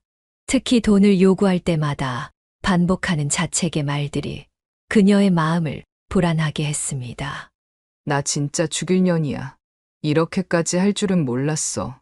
어느 날은 한밤중에 갑자기 전화가 왔습니다. 엄마, 미안해요. 정말 미안해. 내가 왜 이러는지 모르겠어. 안승여 여사는 딸의 이상한 행동이 걱정되어 남편과 상의했습니다. 여보, 우리 민영이가 이상해. 자꾸 돈을 빌려달라고 하는데 뭔가 수상해. 나도 그 생각이야. 쇼핑몰 한다면서 왜 사업계획서 같은 건 보여주지도 않고. 부부는 딸의 집을 직접 방문하기로 했지만 딸은 늘 피곤하다는 핑계로 만남을 피했습니다. 전화로 연락할 때도 항상 서둘러 끊으려 했고 집에 찾아가려 하면 밖에서 만나자고 했습니다. 요양보호사를 통해 집안 상황을 물어보려 했지만 요양보호사도 뭔가 이상한 기색만 보이며 말을 아꼈습니다. 딸의 행동은 점점 더 이해할 수 없는 방향으로 흘러갔고 매번 돈을 요구할 때마다 더욱 절박해 보였습니다. 엄마, 이번이 정말 마지막이에요. 제발 이번만 도와주세요. 결국 안승여 여사 부부는 딸에게 들어간 금액이 7천만 원을 훌쩍 넘어섰다는 것을 깨달았습니다. 하지만 그들은 아직 이 돈이 어디에 쓰이는지, 왜 딸이 이토록 절박하게 돈을 요구하는지 알지 못했습니다. 그리고 그 진실은 곧 그들의 상상을 뛰어넘는 끔찍한 모습으로 드러나게 될 것이었습니다. 그날은 평소와 다름없는 오후였습니다. 안승여 여사는 남편과 함께 공장 일을 마무리하고 있었습니다. 그때 갑자기 휴대폰에 문자 알림이 울렸고 그 내용을 확인한 순간 그녀의 손에서 휴대폰이 떨어졌습니다. 여보, 큰일 났어. 민영이가 떨리는 손으로 휴대폰을 집어든 남편의 얼굴도 창백해졌습니다. 화면에는 딸이 보낸 마지막 인사 같은 문자가 떠 있었습니다. 나 이제 더는 못하겠어. 나 정말 죽고 싶어. 우리 창우 잘 부탁해. 즉시 전화를 걸었지만 받지 않았고 사위에게 걸어도 연락이 되지 않았습니다. 가슴이 터질 것 같은 불안감에 그녀는 남편과 함께 딸의 집으로 달려갔습니다. 다행히 평소 알고 있던 현관, 비밀번호로 들어갈 수 있었습니다. 민영아! 현관문을 열자마자 들린 어린 손주의 울음소리에 그녀의 심장이 멈추는 것 같았습니다. 거실로 달려가 보니 딸은 바닥에 쓰러져 있었고 옆에서 손주가 엄마를 흔들며 울고 있었습니다. 할머니, 엄마가 이상해요. 엄마가. 다행히 119의 신속한 출동으로 딸의 생명은 구할 수 있었습니다. 하지만 의식을 되찾은 딸의 모습은 더욱 안타까웠습니다. 병실에서 딸은 계속해서 죄책감에 시달렸습니다. 엄마, 미안해요. 난 정말 나쁜 딸이에요. 이렇게까지 할 줄은 몰랐어요. 안승려 여사는 딸의 손을 잡고 한참을 울었습니다. 대체 무슨 일이 있었길래 이토록 극단적인 선택을 하려 했는지, 왜 이렇게 자책하는지 이해할 수 없었습니다. 민영아, 엄마한테 말해줘. 도대체 무슨 일이 있었던 거야? 하지만 딸은 고개만 절레절레 흔들 뿐이었습니다. 의사는 딸이 깊은 우울증 상태라고 진단했고, 당분간 정신과 치료도 병행해야 한다고 했습니다. 병원에서 돌아온 후 안승려 여사는 손주를 데리고 잠시 자신의 집으로 왔습니다. 어린 손주의 말 한마디가 그녀의 가슴을 무너뜨렸습니다. 할머니, 아빠가 자주 엄마를 때려요. 엄마가 너무 아파해서 무서웠어요. 그 순간 모든 것이 명확해졌습니다. 딸이 그동안 요구했던 거액의 돈, 이상한 행동들, 그리고 이 극단적인 선택까지. 모든 것의 원인이 밝혀지는 순간이었습니다. 안승려 여사의 눈에서는 분노의 눈물이 흘렀습니다. 그동안 전혀 눈치채지 못했던 딸의 고통, 그리고 그 뒤에 숨겨진 더 큰 진실이 드러나기 시작했습니다. 이제 그녀는 진실을 마주해야 했고, 딸을 지키기 위한 싸움을 시작해야 했습니다. 안승려 여사는 손주의 말을 듣자마자 온몸이 얼어붙는 듯 했습니다. 어린 창우는 할머니의 품에 안겨 흐느끼며 그동안 있었던 일들을 이야기했습니다. 할머니, 아빠가 엄마를 때렸어요. 엄마를 때리고 나가버렸어요. 저는 너무 무서워서 방에 숨어 있었어요. 그녀는 곧바로 딸의 얼굴을 자세히 살펴보았습니다. 그동안 미처 보지 못했던 멍자국들이 화장 아래에서 선명하게 드러났습니다. 딸은 엄마의 시선을 피하며 고개를 숙였습니다. 민영아, 이게 다 멍자국이구나. 엄마가 왜 진작 몰랐을까? 안승려 여사의 떨리는 목소리에 딸은 더욱 깊이 고개를 숙였습니다. 그때 딸의 담당 요양보호사가 떨리는 목소리로 입을 열었습니다.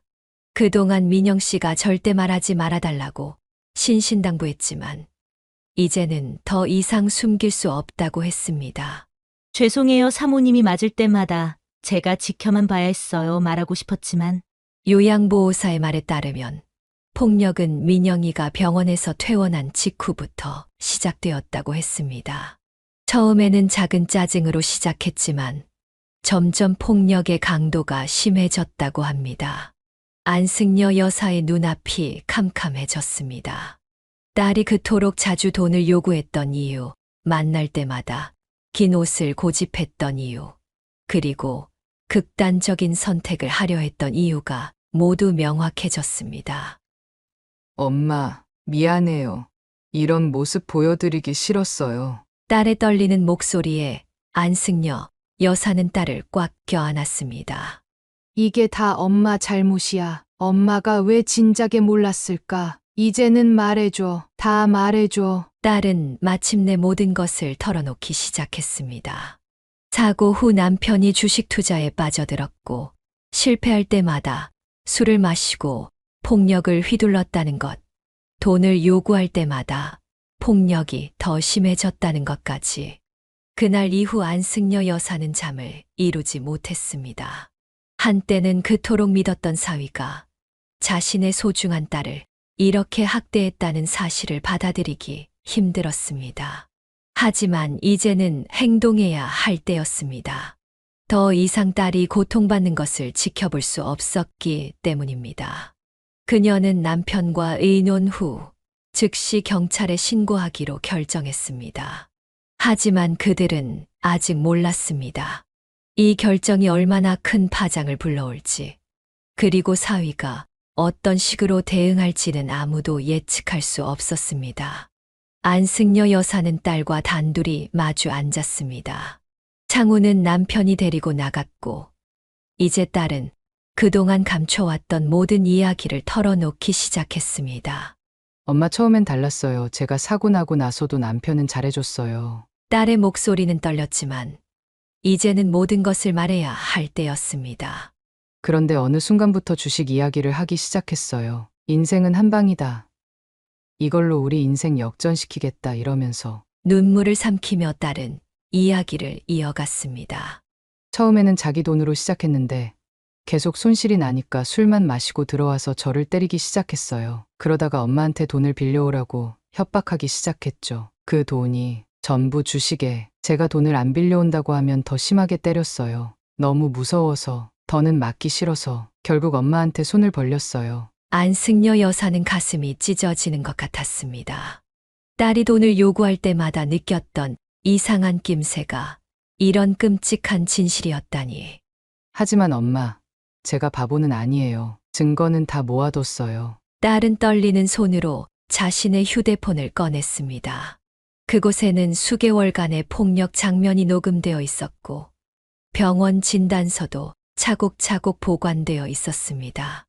매번 맞을 때마다 녹음했어요. 진단서도 꼬박꼬박 발급받았고, 언젠가는 이 지옥에서 벗어나야 한다고 생각했거든요. 안승려 여사는 휴대폰에서 흘러나오는 폭력의 소리를 듣다가 견딜 수 없어 귀를 막았습니다. 그만해. 이제 됐어. 죄송해요, 엄마. 엄마 돈도 다 날리고, 이렇게 못난 모습만 보여드리고. 딸을 끌어안은 안승려 여사의 어깨가 격렬하게 흔들렸습니다. 내가 무슨 잘못이 있니? 이 엄마가 미안하지. 왜 진작 몰랐을까? 그날 밤 딸이 보관해온 증거들을 하나하나 살펴보면서 안승려 여사와 남편은 밤을 새웠습니다. 녹음 파일 속에는 딸의 비명소리와 사위의 폭언이 가득했고, 진단서에는 멍자국과 골절 흔적이 상세히 기록되어 있었습니다. 여보, 우리가 어떻게 이런 인간을 사위라고? 당장 경찰에 신고해야겠어. 남편의 손이 부들부들 떨렸습니다. 그들은 이제 법적 대응을 준비해야 했습니다. 하지만 그 전에 먼저 사위를 직접 만나 진실을 확인하고 싶었습니다. 그들은 아직 몰랐습니다. 이 만남이 얼마나 끔찍한 결과를 가져올지. 마침내 사위를 마주한 날, 안승려 여사의 가슴은 분노로 가득 찼습니다. 평소 그렇게 공손하던 사위의 얼굴에는 어떤 죄책감도 보이지 않았습니다. 오히려 당당한 태도로 자신의 행동을 정당화하려 들었습니다. 감히 내 딸을 때려? 우리가 그동안 자네를 얼마나 믿고 아꼈는데. 그녀의 분노에 찬 질문에 사위는 오히려 비웃듯 말했습니다. 솔직히 저도 할 만큼 했습니다. 반신불구인 와이프랑 사는 것 저로서도 너무 힘들었어요. 사위의 뻔뻔한 태도에 안승려 여사는 자신의 귀를 의심했습니다.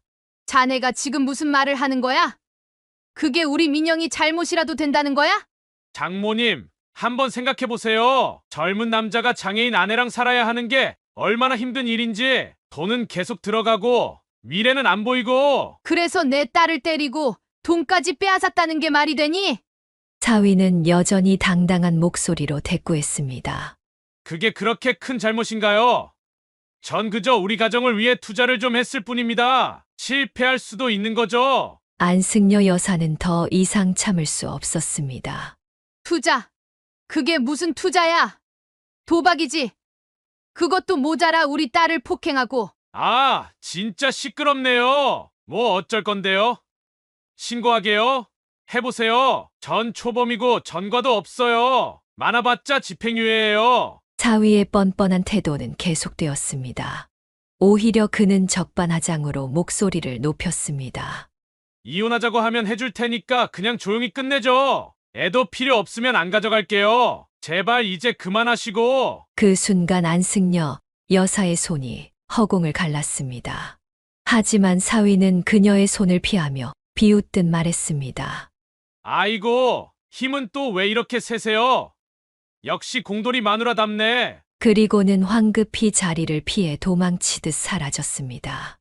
남은 자리에서 그녀는 분노와 후회, 절망감에 무너져 내렸습니다. 이제 그녀는 알았습니다. 더 이상의 대화는 무의미하다는 것을. 이제는 법의 심판을 받게 해야 한다는 것을. 그리고 그것은 새로운 전쟁의 시작이 될 것이라는 것을. 남편도 고개를 떨구며 한숨을 내쉬었습니다. 이제 그들은 더 강력한 복수를 준비해야 했습니다. 법적 대응만으로는 부족했습니다. 사회적으로도 경제적으로도 사위를 철저히 무너뜨려야 했습니다. 안승려 여사는 마침내 복수의 칼을 뽑아들었습니다. 첫째 아들은 즉시 휴가를 내고 어머니의 곁을 지켰고 복수의 첫 단계로 사위의 직장을 찾아가기로 했습니다. 사위가 일하는 변호사 사무실은 강남의 번화가에 있는 13층짜리 건물이었습니다. 엄마, 걱정 마세요. 제가 다 준비했어요. 첫째 아들은 미리 준비한 증거 사진들을 가방에서 꺼냈습니다. 그곳에는 멍들고 상처 입은 여동생의 모습이 적나라하게 담겨 있었습니다. 저 자식, 오늘 사회적으로 끝장을 봐야 해. 사무실에 들어서자 직원들이 놀란 표정으로 그들을 바라보았습니다. 안승려 여사는 떨리는 손으로 사진들을 공중에 뿌렸습니다. 여기 형구호라는 인간이 우리 딸을 때린 파렴치한 놈입니다.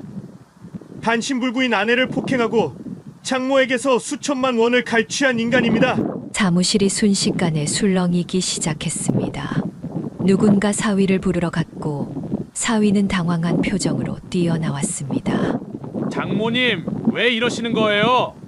제발! 하지만 이번에는 첫째 아들이 앞으로 나섰습니다. 야, 형구! 너 이제 끝이다. 우리 동생 그렇게 때리고 폭행하던 증거 다 가지고 왔어. 한 장 한 장 다 보여줄 거야. 사위는 허둥지둥 사진들을 주워 담으려 했지만 이미 늦었습니다. 사무실의 모든 사람들이 그 충격적인 사진들을 목격했고 수군거림이 시작되었습니다. 제발 그만하세요. 이러다가 제가 여기서 일도 못하게 돼요. 그래야지. 너 같은 놈이 이런 곳에서 일하면 안 되지. 그때 사무실 대표 변호사가 나와 상황을 파악했습니다. 증거 사진들과 정황을 듣고 난 대표는 즉시 사위를 호출했고 잠시 후 사위의 즉각적인 사직을 통보했습니다. 장모님, 이제 됐죠? 제발 그만! 사위는 애원하듯 말했지만 첫째 아들은 더욱 강경했습니다. 됐다고? 이제 시작이야. 내가 매일 이 건물 앞에서 1인 시위할 거야. 네가 이 바닥에서 발도 못 붙이게 만들 때까지. 결국 사위는 그 자리에서 모든 짐을 싸들고 쫓겨나듯 사무실을 나와야 했습니다.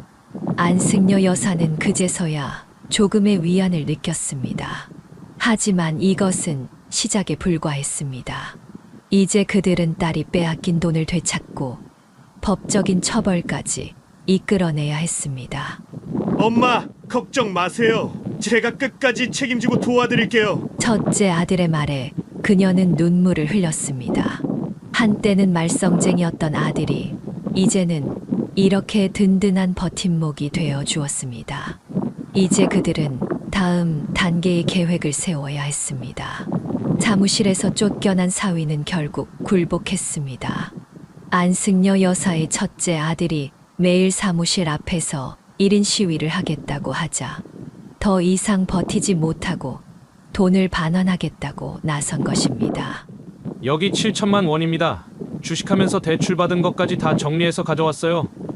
이제 그만해 주세요. 사위는 통장 거래 내역을 보여주며 애원했지만 첫째 아들은 단호했습니다. 형, 이제부터 시작이야. 내가 네가 이 바닥에서 일 못하게 할 거고 얼굴도 못 들고 다니게 만들 거야. 제발 그만. 이러다가 제가 어떻게 살아요? 너나 걱정해. 우리 동생 그렇게 때리고 괴롭힐 때는 그런 생각 안 했지? 안승려 여사는 아들의 단호한 태도에 가슴 한켠이 뭉클해졌습니다. 한때는 말썽꾸러기였던 아들이 이제는 이렇게 든든한 버팀목이 되어 주었습니다. 첫째 아들은 약속대로 매일 사무실 앞에서 1인 시위를 이어갔습니다. 가정폭력범, 사기꾼이라고 적힌 피켓을 들고 서 있는 모습에 지나가는 사람들의 시선이 집중되었고 소문은 걷잡을 수 없이 퍼져나갔습니다. 여보, 우리 아들이 이렇게까지 해주다니. 그래, 말썽만 피우던 녀석이 이제는 이렇게 든든하네. 부부는 아들의 변화된 모습에 눈시울을 붉혔습니다. 결국 사위는 완전히 나락으로 떨어졌습니다. 법조계에서는 더 이상 발을 붙일 수 없게 되었고 주변 사람들의 시선도 차갑게 변했습니다. 지인을 통해 전해들은 소식에 따르면 사위는 결국 동네를 떠나야 했고 여전히 주식 투자에 집착하며 이곳저곳에서 돈을 빌려 도박에 가까운 투자를 이어가고 있다고 했습니다. 엄마, 이제 됐어요. 그 사람은 이미 끝난 거예요. 둘째 딸의 말에 안승여 여사는 고개를 끄덕였습니다. 이제 그들에게 남은 것은 상처 입은 딸의 마음을 치유하고 새로운 시작을 준비하는 것이었습니다. 하지만 그 과정이 결코 쉽지만은 않을 것임을 그녀는 알고 있었습니다. 이혼 소송은 예상보다 빨리 진행되었습니다. 안승여 여사는 최고의 이혼 전문 변호사를 선임했고 그동안 딸이 모아둔 폭력 증거들은 이혼 소송에서 결정적인 역할을 했습니다. 사위도 더 이상의 추문을 피하고 싶었는지 순순히 이혼에 응했고 양육권도 딸에게 넘기는 것에 동의했습니다. 민영아, 이제 우리 집으로 와서 살자. 창우도 데리고. 딸은 말없이 고개를 끄덕였습니다. 짐을 정리하는 동안 딸의 눈에서는 한 방울의 눈물도 흐르지 않았습니다. 마치 모든 감정이 말라버린 것만 같았습니다. 새 생활이 시작되었지만 딸의 모습은 점점 더 안타까워졌습니다. 하루 종일 휠체어에 앉아 창밖만 바라보거나 천장을 멍하니 응시하며 시간을 보냈습니다. 말수는 점점 줄어들었고 웃음은 아예 찾아볼 수 없었습니다.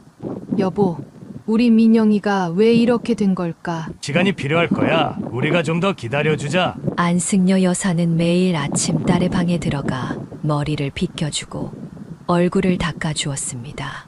하지만 딸은 그저 멍한 표정으로 어머니의 손길을 받아들일 뿐이었습니다. 다행히도 손주 창우는 할머니 할아버지의 사랑 속에서 조금씩 밝아져 갔습니다.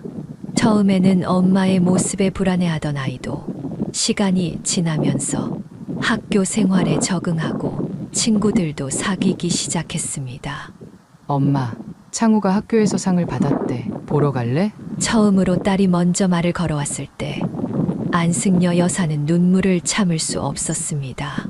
비록 작은 변화였지만 이것은 딸이 현실로 돌아오기 시작했다는 신호였습니다.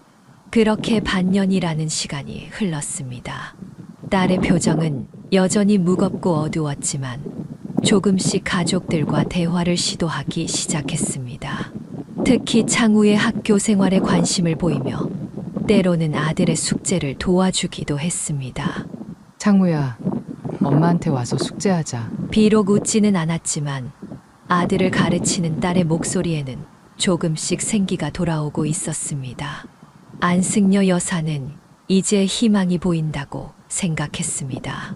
하지만 딸의 완전한 회복까지는 아직도 많은 시간이 필요할 것이라는 것을 알고 있었습니다.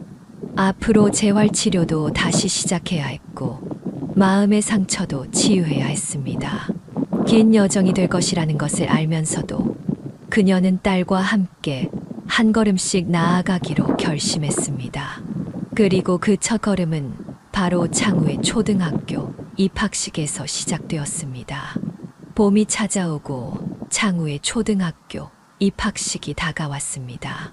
안승여 여사는 그날을 딸의 새로운 시작으로 삼고 싶었습니다. 입학식 전날 그녀는 딸의 방을 찾았습니다. 민영아, 내일 창우 입학식에 가보는 건 어떨까? 오랜만에 딸의 입가에 작은 미소가 번졌습니다. 네, 저도 가고 싶어요. 우리 아들 첫 입학식인데. 입학식 날 딸은 오랜만에 정성껏 화장을 하고 예쁜 옷을 입었습니다. 휠체어에 앉아 있는 모습이었지만 어딘가 달라 보였습니다. 엄마, 나 이제 초등학생이야. 교복을 입은 창우가 달려와 안기자 딸의 얼굴에 오랜만에 환한 웃음이 피어났습니다. 그 모습을 보며 안승여 여사의 눈시울이 붉어졌습니다. 여보, 봤어? 우리 민영이가 웃었어. 그래, 드디어. 입학식 이후로 딸은 조금씩 변화하기 시작했습니다. 창우의 학교 생활에 적극적으로 관심을 보였고, 가끔은 학교 앞까지 휠체어를 타고 나가 아들을 마중 나가기도 했습니다. 엄마, 저 재활치료 다시 시작해보고 싶어요. 어느 날 딸이 조심스럽게 말을 꺼냈습니다. 안승여 여사는 그 말을 기다렸다는 듯이 바로 준비를 시작했습니다. 재활병원을 알아보고 치료 일정을 잡았습니다. 반면 사위에 대한 소식은 간간히 들려왔습니다. 지인들의 전언에 따르면 그는 동네에서 완전히 파렴치한 인간으로 낙인 찍혀 결국 이사를 갔다고 했습니다.